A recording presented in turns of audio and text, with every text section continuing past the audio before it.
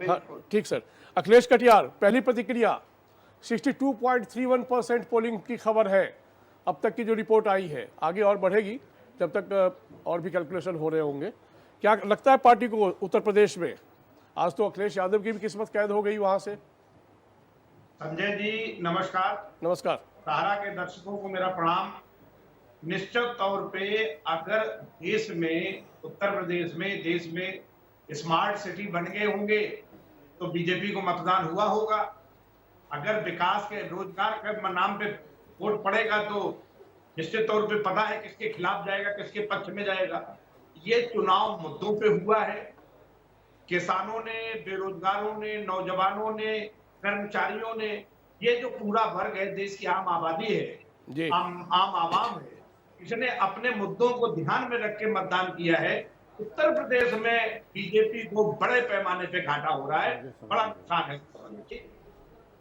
अरविंद जी, उत्तर प्रदेश में जो कन्नौज में मैं चुनाव प्रचार से अभी आज लौटा हूँ, वहां हृदय रोग जो हमने मेडिकल कॉलेज बनाया तो बंद पड़ा, गायें घूम रही है। दूसरी बात, फॉरेंसिक लैब हमने बना के खड़ी कर दी थी, आज तक आप स्टार्ट नहीं कर पाए।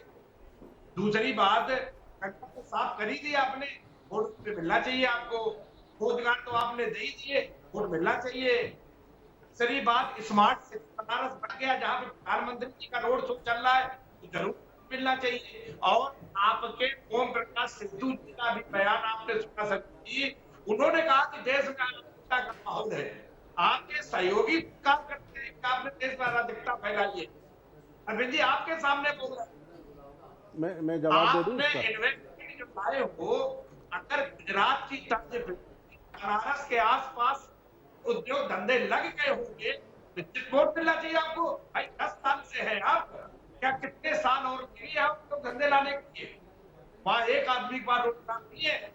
अगर नोएडा छोड़ दे उत्तर प्रदेश तो और कोई इन्वेस्टमेंट जमीन पे नहीं उतरा, सिर्फ पेपर पे है। उत्तर प्रदेश की जनता आपके झूठे वादे और गलत जो कमिटमेंट आप जनता में ले जाते हो, ठीक सर। मैं अरविंद, अखिलेश जी अब आप ही की बारी है, जवाब दे ही दीजिए, क्योंकि प्रधानमंत्री ने इंडिया अलायंस पे भी बहुत सारे सवाल उठाए हैं और फिर अखिलेश यादव ने भी अपनी बातें रखी है। ऐसा है संजय जी। हमारे मित्र अरविंद जी ने कहा कि इंडिया गठबंधन जनता को मूर्ख समझता है। हम एक बात जानते हैं कि जो मुद्दे इस चुनाव में खड़े हैं, वैक्सीन और कोरोना का जो हाल था, वो देश भूला तो नहीं है संजय जी। लाखों लोग वैक्सीन लगने के बाद और लंदन की कोर्ट में ये बात क्लियर हो गई कि उसके सभी परीक्षण हुए बगैर भारत के प्रधानमंत्री ने आम जनता को वैक्सीन लगवा दी। पूरे करोड़ों करोड़ आबादी को आपने जिंदगी खतरे में डाल दी। ये देश भूला तो नहीं होगा, आप तो समझ सकते हैं, लेकिन जनता मूर्ख तो नहीं।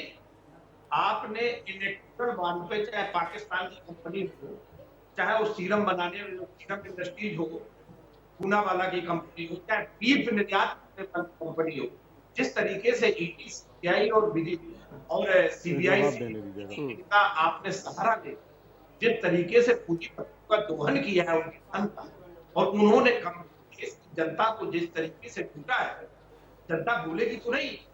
आपके पास जिस तरीके से प्रधानमंत्री जी पाकिस्तान के ऊपर भाषण दे रहे हैं, दुनिया पहनने पहनाने की बात है, वो आंखें एजेंडे को सूट करता है। लेकिन जब चीन वाले रेजांगला में सैतान सिंह साहब का म्यूजियम तोड़ दिया और लाखों वर्ग किलोमीटर का जो उधर जमीन का आपने अंदर करके और वहां लड़ाई हुई, उस पर तो आपका कोई बयान नहीं है, वहां भी आपकी कोई तानाशाही नहीं है। तो आप उन बातों का अधिकार नहीं रहा है। ये पाकिस्तान के साथ शूट करता है, चाइना के साथ आप हाथ जोड़ के खड़े हो जाओगे, नहीं साहब हमारा नहीं है। तो कौन जो हमारे साथ आजादी के बाद जो हमारे कब्जे में चला गया, वो मीटिंग टूट गया के बाद हजारों लोगों ने कहा कि आप यहाँ चीन की सेना आ गई। वो मुद्दे आम जनता से है, आम जनता को मूर्ख। तो आप ये कहना कीजिए अखिलेश कटियार भाई, बीजेपी के तमाम वक्तव्य आपने सुने हैं और आपने बहुत सारे सवाल उठाए हैं, लेकिन इन्होंने पलट कर जवाब दिए हैं, वो भी काफी महत्वपूर्ण है आपको लेकर। अब आप बताइए। संजय जी, मुझे सिर्फ दो बातें कहनी जी। है। अरविंद जी बड़े अच्छे आदमी हैं, इनके डेटा के बारे में अब पूरा देश परिचित है। ये फिगर देने में इतने माहिर हैं, इनका कोरोना प्रबंधन पूरी दुनिया में चर्चा का विषय रहा। पूरा देश जानता है कितना अच्छा प्रबंधन किए हो, पूरा देश जानता है। अरविंद जी टीवी पे बैठने से और मीठी बातें बोलने से प्रबंधन नहीं होता है। गंगा नदी के किनारे जिस तरीके से लाशें गई हैं, ट्रेनों में लोग रोड पे खड़े हैं, जिस तरीके से हजारों लोग पैदल चले हैं, वो आपका बढ़िया प्रबंधन था। बड़ी कृपा है साहब, अगर आप बढ़िया सर प्रबंधन 2019 में चुनाव उसी 2022 में भी चुनाव हुए थे सर, सॉरी माफी चाहूंगा, लेकिन 2022 में रिफ्लेक्शंस तो कुछ और था उत्तर प्रदेश में। ये पूरा देश जानता है, क्योंकि आंकड़े देने की कोई नहीं है। और मैंने जो कहा है क्या वर्ल्ड बैंक ने कहा है ठीक है, मैं आपको